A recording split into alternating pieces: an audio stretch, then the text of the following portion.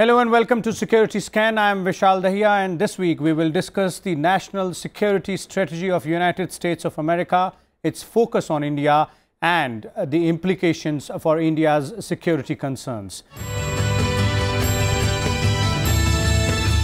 United States of America unveiled its national security strategy this week. Describing India as a leading global power, the document promises support to India's emergence as a global leader. It reiterates USA's deepening strategic partnership and support to India's leadership within the Indian Ocean security and throughout the broader region. The strategy also highlights threats from China and Russia, with an eye on China's One Belt, One Road, that is OBOR, and China-Pakistan Economic Corridor, that is CPEC. Trump administration has promised support to South Asian nations in maintaining their sovereignty even as Chinese influence shadows the region. The security document also asks Pakistan to take decisive action against terror groups operating from its soil. While India has welcomed the new security policy, both China and Russia have criticized the document, terming it as vestige of Cold War mentality with an imperialistic character.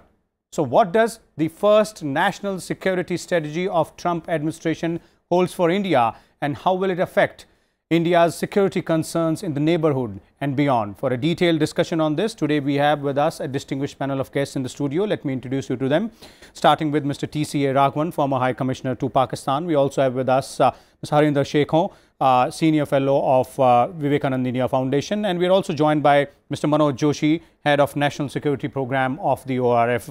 Welcome all of you to the studios here. Let me begin with you, Mr. Raghavan. The first and foremost thing which comes to mind when you read this security strategy is the fact that India's position has in US terms, has moved from balancing power to a leading global power. So how big and that changes, and what kind of boost does it hold for India? Well, it's a very important and significant change, because you see clearly United States seeing India's potential in the region and also outside the region. So certainly we have to welcome that as a forthright statement of how the United States sees the world and India's role in it. Nevertheless, we have to keep in mind that this is a US statement of its interests and the way it sees the world stage around it. We have to remember that while the US may see China and Russia as rivals, and I think that is the term the document uses on more than one occasion, we nevertheless have our own view of the world, and including in that our own relationship with Russia and our relationship with China. Partly our interests may converge with the United States, but in other areas they may not. So while this document is to be welcomed as a statement of US policy, we nevertheless have to be clear about our own interests, and in the process make sure that our own relations with Russia, with China, as indeed with other countries, are framed by us in terms of our own priorities rather than by priorities of anyone else. Okay. So I think this is the overall framework in which I would see this statement of US policy. Okay, that's quite an apt sum up of the way we are going to look at it in the next 20 odd minutes. So let me start taking them one by one. Let me begin with Ms. Sekhon out here, and let's go to Indo-Pacific specifically. In that particular region, what this strategy says is that it wants India to, play a larger role in maintaining the security of the region. Obviously, India has its own interest in the region as well. But the bigger player there, China has emerged as the bigger player. One, what can be the takeaways for India from that particular statement in this specific region, and how India can, stabilize its interest vis-a-vis China, as well as Mr. Raghavan is pointing out? As far as India is concerned, its role in the Indo-Pacific is something which even the Obama administration had talked about it. And he had called India the most defining partnership for the United States for the 21st century. Okay. And the pivot strategy said India was the linchpin of the US pivot strategy. Now, this was something India was very uncomfortable even at that time. And I think and the focus now on the Indo-Pacific, because the national strategic document, it actually sets a geographical boundary for the Indo-Pacific, which was a grey area. And it says it's from the west coast of India right up to Australia. And all the regions which lie in between. So firstly, it is very heartening for India that Asia Pacific becomes Indo-Pacific, and it has some kind of a US sanction, White House sanction behind it. That is heartening. But having said that, also the other thing is he's recognized India as a major defense partner. The designation came earlier, but India's designation as a major defense partner, but limited, you know, from the document it seems to the scope of the Indo-Pacific. Now, what India needs to see is, firstly, as Ambassador Raghavan had pointed out, we have very major concerns and an independent relationship with China, which is a very tricky relationship. So we have to manage our land borders vis-a-vis our maritime interests, where we have a convergence with the United States. The United States, would it be willing to really give us the defense technology which we are seeking? Would it give us the maritime prowess? I mean, even under the DTTI, those hardcore technologies have not come to India. And the aircraft carrier which is getting manufactured between India and the United States has also run into some kind of trouble over the kind of, you know, the winching equipment we need for the aircraft, the landing gear, etc. Now, these are tricky areas because the US does make very high-sounding announcements, but India needs to read between the lines, and we have to be very careful in maintaining our strategic autonomy, managing our relations with China, the United States, and even Russia. We can come back to that later. Okay, yeah, we'll come back to that later. And the read between the lines part, which you put in here, Ms. Sekhon, let me go back to Mr. Joshi out here, Mr. Manoj Joshi. One specific question which I have for you, Mr. Joshi, is that, you know, the United States seems to have been acknowledging the importance of India. We've seen in Af-Pak policy as well, they've been asking us to play a, you know, a larger role in the Afghan region. In the security strategy as well, they're talking about, you know, India being a leading global power. But what exactly is United States expecting from India out here? You know, first of all, I'd like to tell you, this is America's national security strategy. I think you must be very clear on that. So when they say leading power, please read the document carefully. It says they will support India to become a leading power. They don't say India is the leading power. You see, so all the newspapers have confused this. But the use of the term is for the first time. No. What I'm trying to get at is that even the Bush administration had said that they would support India's effort to become a world power. That's a 2005 formulation. So one is this issue of leading power. It is they will support us, which is a good thing. There is no problem with that. The second thing is, I think the national security strategy is very clear that what they are looking at, they want to avoid unfavorable shifts of balance of power in the different regions. So Indo-Pacific is one, South and Central Asia is one, Europe is another, Middle East is another. So the US is looking at its global perspective, and they are seeing shifts of power taking place there. So in the Indo-Pacific, they have chosen India to help them to restore the balance. Now the problem is that in South and Central Asia, they're not that clear. And in the Middle East, they don't have us, they don't refer to us. Now, by my own reckoning, the most important external region for India is the Middle East, where 70% of our oil comes from, where 7 million of our citizens work, where 35 billion remittances come in from annually. But the US makes no reference to that. That's the most important region for India.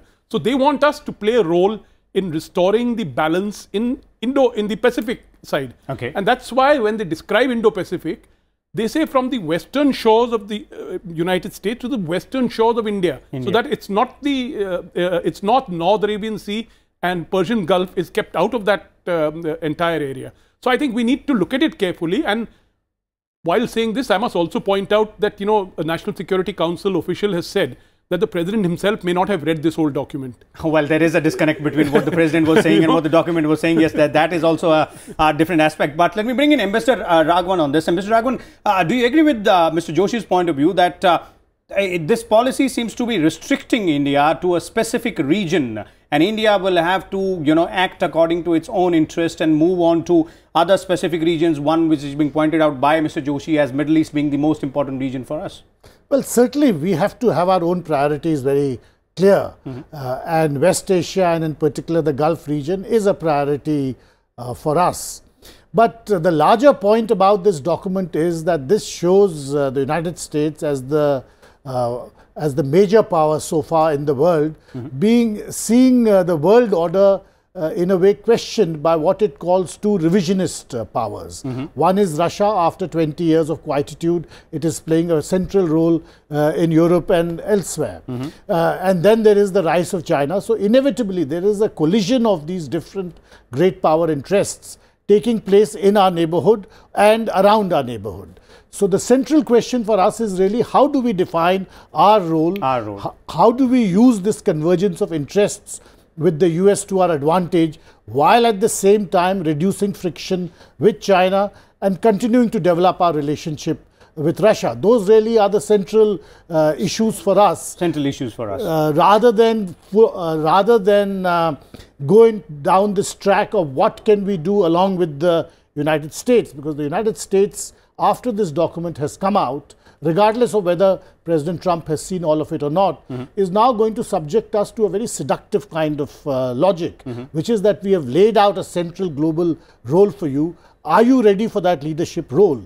And to my mind, we have to guard against this very seductive logic, because our interests may not always converge in certain areas, and at certain phases they may in fact diverge from that of the United States. So it's a balancing act which we have done in the past too, but really that question will come up repeatedly in the future. Okay, we have done that balancing act in the past too, but let me bring in Ms. Sekhon on this as well. You're talking about China and Russia, and Mr. Raghavan has also spoken about. But this time around, the balancing act seems to be, becoming a little difficult for us, because both Russia and China are in picture, and we are now at a stage wherein, as Mr. Raghavan also pointed out, taking forward our relation with Russia to next stage, and also trying to engage with China on several levels. So how do you look at the entire situation? Which way, or in rather which form, can we go ahead and perform that balancing act which we have to do right now? One is, I think, the economic integration and greater economic cooperation with Russia. They have concerns that the United States has emerged as India's biggest arms supplier, replacing the Soviet Union. And when you have a dialogue with them, they find it difficult to accept why. You have to tell them that India is looking at modernization and technology, which Russia does not have any longer. But I think the economic part, there are problems on both sides, and more so maybe on the Russian side. Now, if you look at the foreign minister was here, and they talk India and Russia talk in terms of taking their trade levels to $30 billion. Now, you have to really look at ways of facilitating something like that. Otherwise, I think it's a very tough call for India, because Russia does not agree with India over OBOR, the CPEC. And even when you have bilateral one-to-one dialogues amongst think tanks, there is a difference of opinion on how Russia views the China, the connectivity corridors of China and India. And they feel that India and China, because the RIC dialogue, it came out very clear that India and China need to work together. And stabilize the region. Even on Afghanistan, I mean, Trump's South Asia strategy came out very heavily in favor of India. But I think the underlying thing which is there in the National Strategic Security Strategy document as well is that India needs to put in more economically. I mean, of course, they don't say that India needs to put boots on the ground, because they know it will never happen. But there is that, some kind of they expect India to put in more monetarily in Afghanistan, to fund more, and this is not the first time Trump has talked about it. He says India makes billions and some of it should be plowed back into Afghanistan. And so I think India has a lot of balancing to do, and this can only happen through economic engagement with each of the countries involved.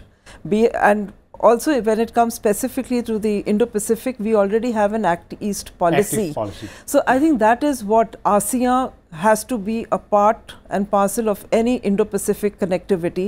So can India, Japan, Australia, the Quad is a good idea, but we really need to sustain the smaller economic the economic way is one way out to go ahead and balance it. We'll come back to the Afghan-Pak theatre, and we'll definitely go to Mr. Raghavan on this, since he's been the High Commissioner to Pakistan. Let me bring in Mr. Manoj Joshi on the China-Russia aspect specifically. Mr. Joshi, what do you believe is the implication of United States pointing out China and Russia as its adversaries and India as a leading global player, which you believe that has been wrongly read by many, but then it does have some implications for India as well? You see, first of all, look at the contradiction.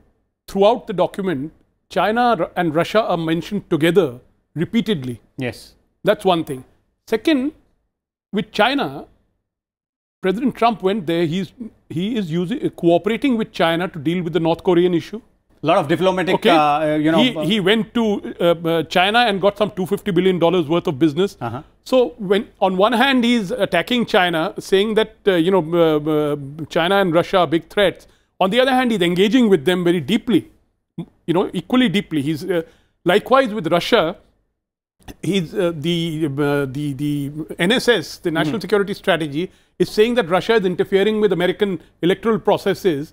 On the other hand, the president himself and his administration is doing nothing about it. In fact, they virtually reject the notion that Russia is interfering. Rather, some very positive comments about President Putin have come from President Trump. So I'm saying, the point I'm trying to make is that between what is written here in the National Security Strategy and between what America does, there is bound to be a difference. And I don't think we should ignore the fact. So if we think that today China, Russia, Pakistan and all have been put in the doghouse, that may be very true in terms of writing, in terms of the written word. But in practical terms, what the United States is recognizing is that this is a multipolar world. And in this multipolar world, the United States now has to work to maintain, to further its interests. In that process, they think India can play an important role in that process. And I think we should take advantage of this because they view India as an opportunity rather than a threat. We are in the opportunity slot. The Chinese, Russians, Pakistanis, they're all in the threat slot and competitor slot. There are two other slots. Now, in my view, we should very clearly look at where our advantages lie. But we also, as I think Raghavan has rightly pointed out, you take the issue of Iran, a very important country for us. But according to the National Security Strategy, the goal is to marginalize Iran, to neutralize Iran. They have very clearly said, we'll neutralize Iran.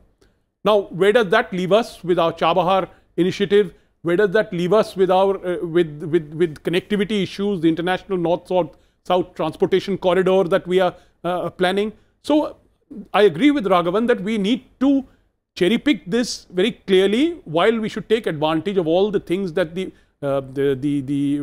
advantages part of it, but we should be quite categorical in getting a price from the Americans. If we're going to play a role in the preserving the Pacific balance, there's not much for us in the Pacific. We don't have great interest. We have interests in the western side, in the Persian Gulf and this side. And that side, so we must get some quid pro quo. Some leeway there so that... Yeah, absolutely. But one question, going back to that, Mr. Joshi, is that our security concerns specifically, we have a very long border with China. We have that differences with China, the border difference and all that. The security scenario, if you look at it that way, which way now we should play specifically to guard our security interests as well with respect to these two big powers, the China and the Russia? You see, as far as Russia is concerned, we have no quarrel with them. No point. You see. As far as China is concerned, frankly, between you and me, I think we are strong enough on our borders. We are a nuclear weapon state. We have built our defenses along our Himalayan borders very effectively. So, in fact, it's the Chinese who are getting slightly worried on that score. So, I wouldn't worry too much. And I certainly would not want the United States to play any kind of a role there. This is something we need to do ourselves. When it comes to our security, we ourselves are a very capable country. We have the wherewithal. What we need the United States for is the larger balance. Okay. It's the Indian Ocean, South Asian balance. We need to work cooperatively with the United States. And I think they have mentioned this in this NSS, that countries like Nepal, Bangladesh, Sri Lanka, Afghanistan, these are all being affected by Chinese investment, Chinese money. Now, in this NSS, for the first time, the United States has spoken of alternative strategies. They haven't spelt them out. Basically, as per the ideological predilections, the Americans want to play the private sector to play the role. Okay. Now, if they can enable that, that's good. But we do need some kind of a economic component. The security part of it, we can take care of. We can take care of that as far as that is concerned. Let's look at the security component. In another region, that's in our neighborhood, that's the Af-Pak region. Now, with respect to Pakistan, Mr. Raghavan, specifically the NSS document says that Pakistan will have to take action against the terror emanating from its soil. Now, this is not the first time that America has made such kind of statement. Now, the question is, will United States walk the talk this time around? Because we are benefiting only and only if at all United States walks the talk on this particular aspect. Well, to some extent, the United States is putting pressure on Pakistan for the past 7-8 months of a kind which we have not seen before.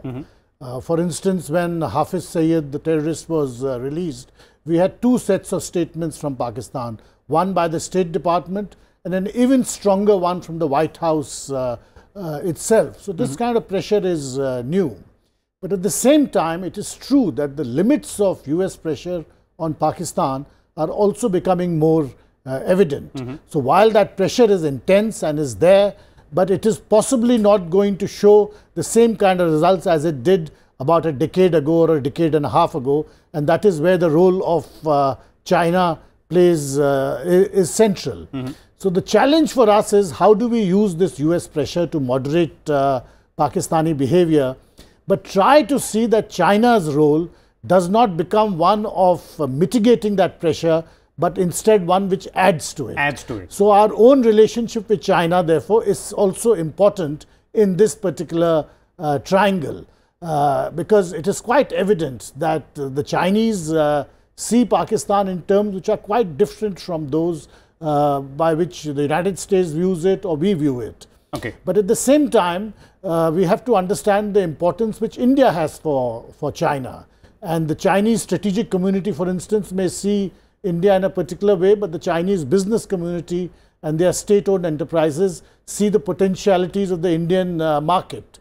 So therefore, it is very important that our relationship with China also mature, also develop, and recognize the dual existence of both competition and cooperation in it. And that certainly will help us a great deal, both on Pakistan as also on Afghanistan. Okay, that's a very interesting submission now there. Mr. Sekhon, do you agree with this aspect that do we also need to leverage Chinese angle as far as Pakistan is concerned, rather than just depending upon the United States? See, China and India do have, China is also kind of threatened with terror emanating from Pakistan. And the Xinjiang province, they are very vulnerable over there. We have had dialogue on that under the RIC mechanism. And even when we speak bilaterally, when the border, the border talks happen, terrorism does figure over there. But China so far has been very intransigent on designating Hafiz Saeed as a global terrorist. So I think there is a certain amount of politics involved, and even India's admission as a full-time UNSC member. So now there are challenges over there, but I think, as I mentioned earlier and as Ambassador Raghavan said, we have to have an economic stake in one another. Okay. And I think these connectivity corridors and all which China keeps talking about, India has a huge potential, the markets, the demographic dividend. Now, these are the positives of an engagement, of a dialogue which need to be stepped up rather than looking at only the negatives. Okay. It is a long process, and I think for about 20 years our dialogue with China went pretty well. And there has been a change ever since Xi Jinping came back. So I think that is what we need to understand and have more engagement. So we need to carry on with that engagement. Mr. Joshi, concluding comments from you on the immediate security concerns India has, that is the Af-Pak theatre, and how the United States has mentioned that in its strategy policy out there, security strategy there, and how can we leverage that to our benefit? Well, you see, the very obvious one, if you look at Afghanistan, Pakistan, our worry is that Afghanistan, if there's anarchy in Afghanistan, it can once again be a place for a training ground for terrorists, number one. Number two, the Pakistani deep state still continues to maintain proxies who occasionally launch attacks on India. So if the United States, the fact that the United States is going to continue to stay in Afghanistan is a great plus for us. Because by walking away, the United States had created a major problem, because no one knew who was going to look after Afghanistan. Now the US is committed there. We should do our bit from the economic aid side. But as far as Pakistan is concerned, there's one part of the national security strategy which says that the US is interested in promoting economic linkages, connectivity between South Asia and Central Asia. I think we should press the United States to force the Pakistanis to open their blockade, the blockade that they have put against India, to move across the Pakistani territory towards Central Asia and Afghanistan. So if it is there in the NSS, this is something which we should press the United States. It's their own strategy document. Let us hold them to it. Let's hold them to it, and we should push for more specific action to be taken by the United States on that particular aspect, asking them to walk the talk. So clearly, thank you very much, all the panelists who joined us in this discussion today. It looks like that the National Security Strategy document of United States of America, the first one for the Trump administration, does hold a lot of positives for India, but India will have to maintain that balance between its interests in the region as well as what the United States want India to do. We'll come back again next week with a different topic and different set of guests. Till then, keep watching Rajya Sabha Television.